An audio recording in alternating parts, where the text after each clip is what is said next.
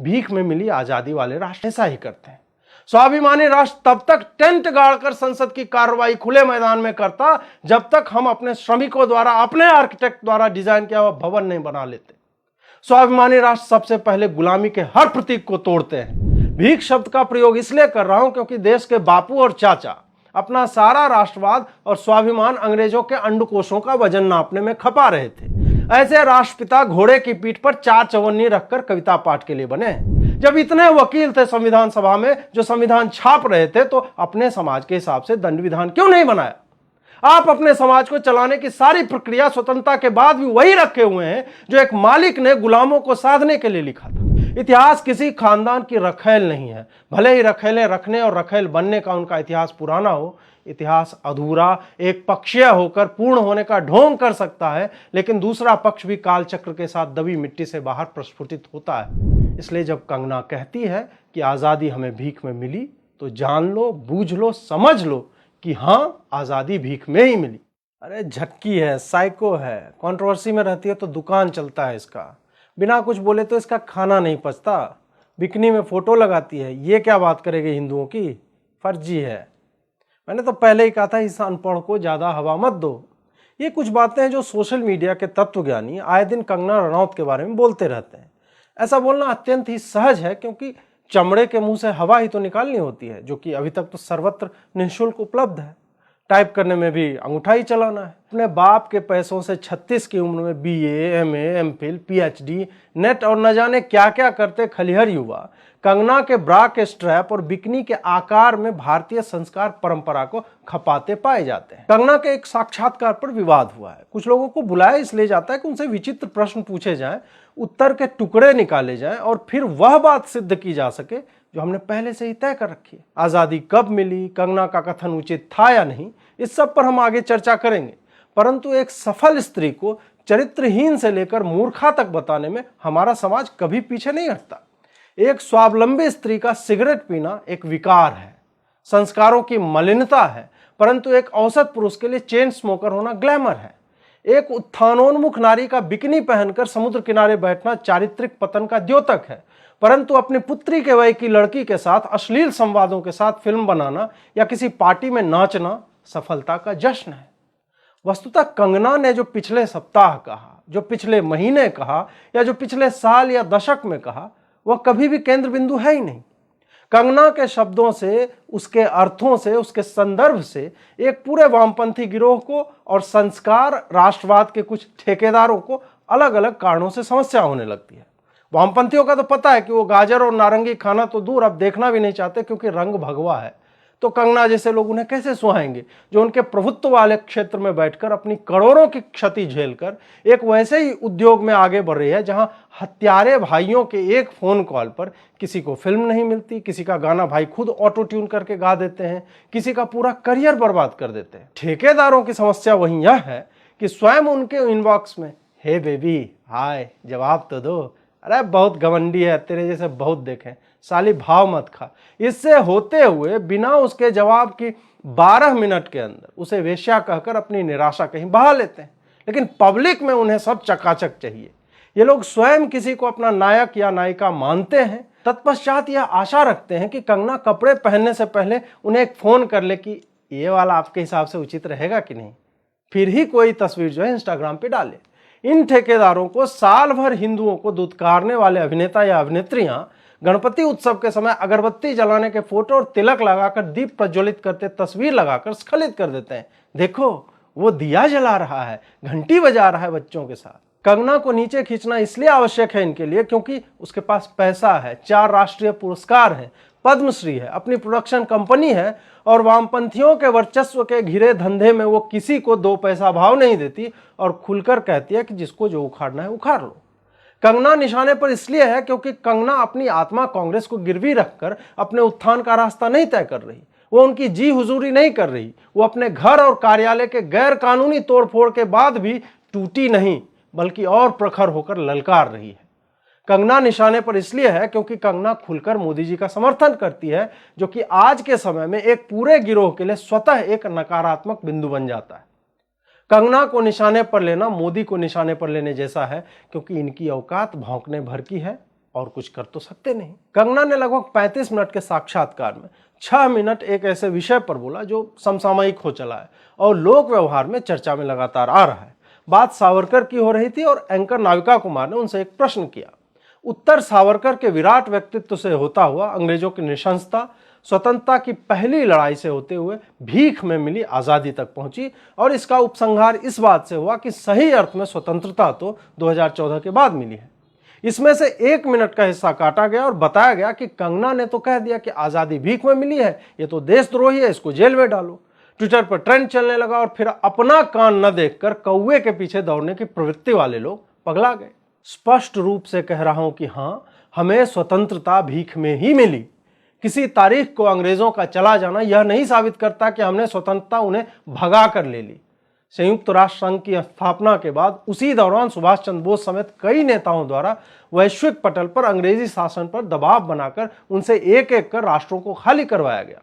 भीख शब्द का प्रयोग इसलिए कर रहा हूं क्योंकि देश के बापू और चाचा अपना सारा राष्ट्रवाद और स्वाभिमान अंग्रेजों के अंडकोशों का वजन नापने में खपा रहे थे।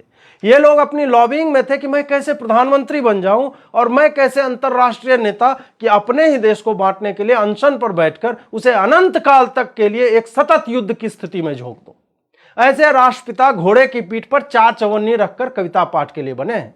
ये हमें आजादी दिलवा रहे थे, बिना खड़ग बिना ढाल।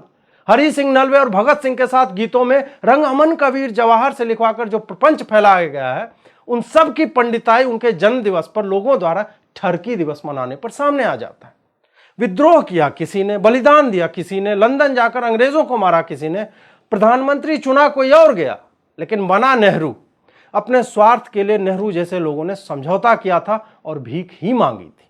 मोदी के आने से पहले तक तो 5:30 बजे शाम में बजट आता था हमारा, और आज भी उनसे जलियांवाला बाग हो, बंगाल का अकाल हो या सैकड़ों छोटे बड़े नरसंहार, एक औपचारिक माफी तक नहीं मंगवा पाए हम।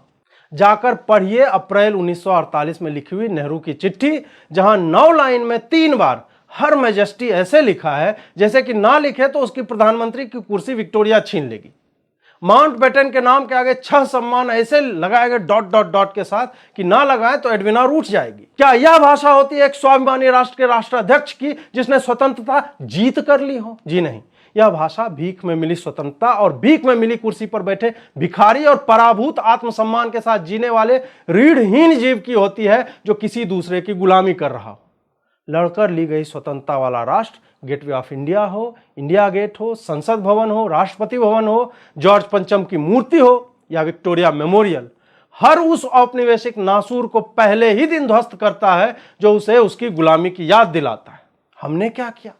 हमने उन्हीं भवनों को, उन्हीं स्मारकों को उसी तरह से सम्मान देना शुरू किया जैसे कि हमारे पास स्थापत्य कला नहीं थी, हमारे पास लोग नहीं थे, पैसे नहीं थे, सोच नहीं थी, दृष्टि नहीं थी कि हम अपना राष्ट्र स्वयं बना सकें। अरे रीढ़ होती नेहरू जैसी लोगों में तो पहले ही दिन से औपनिवेशिक प्रतीकों को ध्वस्त करते, आग लगा देते विक्टोरिया मेमोरियल में, जिसके प्रधानमंत्री चर्चिल के शव पर लाखों बंगालियों की सुनियोजित हत्या की गई थी। लोगों में नेताओं ने स्वाभिमान की अगर लहर डाली होती तो गेटवे ऑफ इंडिया से लेकर हर वो भवन हाथों से लोग नोच कर गिरा देते जिन्होंने हमारे पूर्वजों को मारा, काटा, गुलामों की तरह रखा। आप इतिहास उठाकर देख लीजिए कि ऐसी विलक्षणहीन भावना और किस भूभाग पर है कि गुलाम भी रहे, यह भी क्लेम किया कि हमने आजादी पाली, और फिर अपने गोरे मालिकों के बनाए घर में बैठकर शाम के 5:30 बजे बजट पेश कर रहे हैं। भीख में मिली आजादी वाले राष्ट्र ऐसा ही करते हैं। स्वाभिमानी राष्ट्र तब तक टेंट गाड़कर संसद की कार्रवाई खुले मैदान में करता जब तक हम अपने श्रमिकों द्वारा, अपने आर्किटेक्ट द्वारा डिजाइन किया हुआ भवन नहीं बना लेते। स्वाभिमानी राष्ट्र सबसे पहले गुलामी के हर प्रतीक को तोड़ते हैं। यहां तो सबको कोट पैंट पहनकर अंग्रेज बनकर वैसे ही दिखने की ललक थी।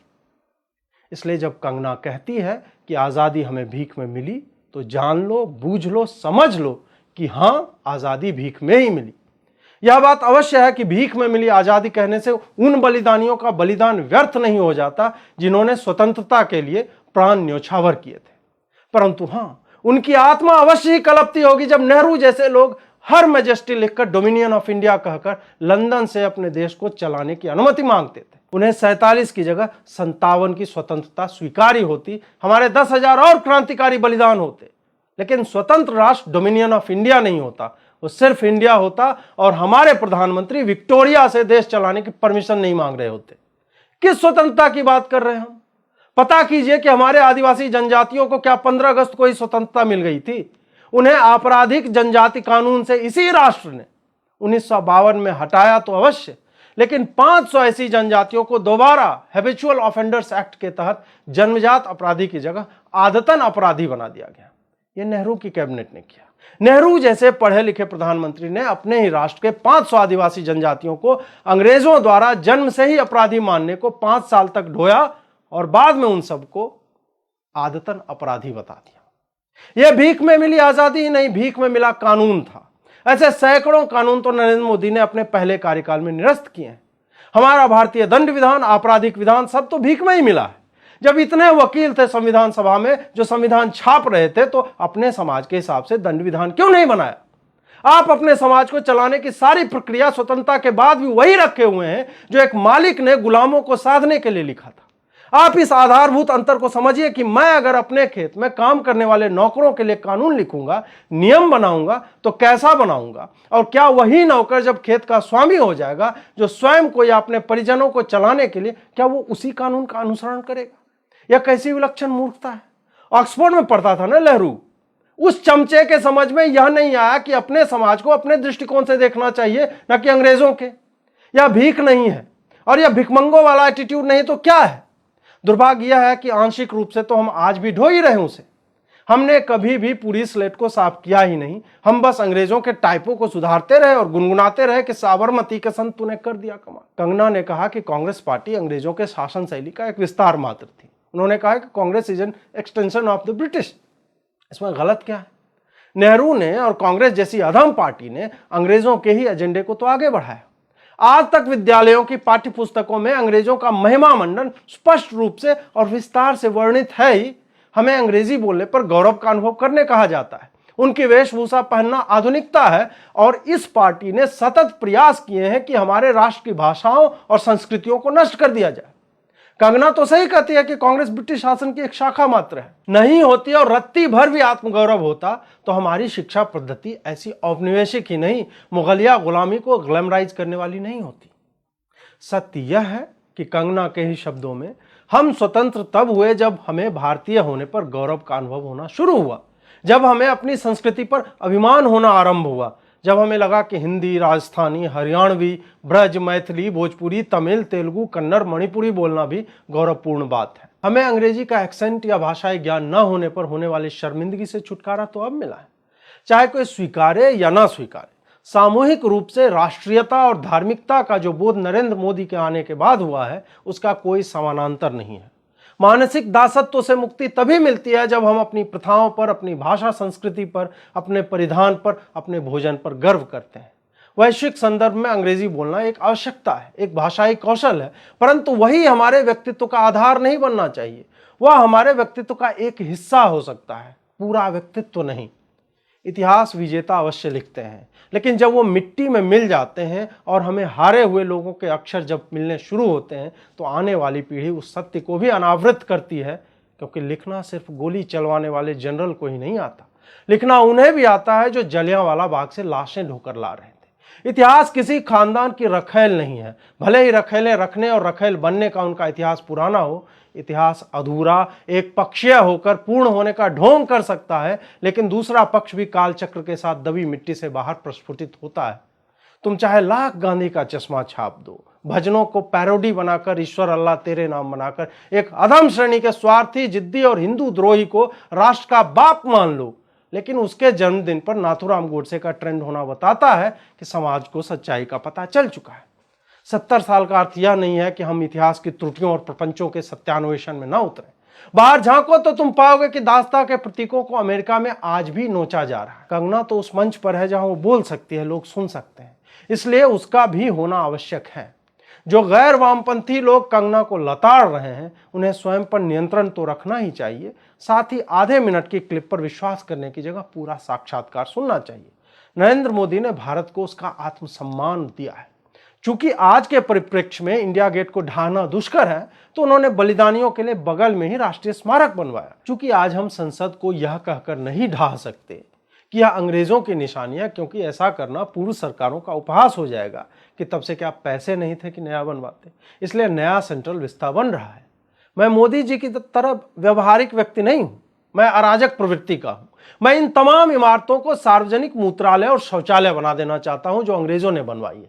विक्टोरिया मेमोरियल में सुलभ इंटरनेशनल वालों को मूत्रालय बनाने का ठेका दे देना चाहिए। मुगलों की जितनी इमारतें हैं सबका रखरखाव बंद होना चाहिए, या वहां सुअरों के बाड़े बनाए जाने चाहिए, या उन्हें ध्वस्त करके वहां मंदिर आदि गंगा जल से शुद्ध करने के बाद बनाना चाहिए। यह एक संदेश होगा वैसे राष्ट्र को जिसने अपना कलुषित इतिहास छुपाया और माफी तक नहीं मांग रहे। राष्ट्र और स्वाभिमान को लेकर मेरा पक्ष स्पष्ट है कि मैं भूखा और नंगा रहकर सड़क पर सो लूंगा, लेकिन उस व्यक्ति के जिसने मेरी मां बहन का बलात्कार किया, पिता की हत्या कर दी, उसके बनाए घर में इसलिए नहीं रहने लगूंगा कि वो कल से किसी और जगह पे जा रहा है। मुझे मैक्स मुलर भवन, चेम्सफोर्ड रोड, संसद भवन, लाल किला, विक्टोरिया मेमोरियल चुभते हैं आंखों में, धिक्कारते हैं मेरी आत्मा को, क्योंकि मैंने देखा है स्वतंत्र होते राष्ट्रों को उन मूर्तियों को गिराते हुए, उन भवनों को नष्ट करते हुए जो उन आतंकियों ने बनाए थे जिन्होंने उन्हें गुलाम बनाए रखा था। कंगना का कहना शब्दशः सत्य है कि हमें आज़ादी भीख में मिली थी। मेरा उसे पूर्ण समर्थन है। अगर आप मेरी बातों से सहमत हैं तो कमेंट में लिखिए, लोगों तक वीडियो को पहुंचाइए, सब्सक्राइब कीजिए। बहुत बहुत आभार।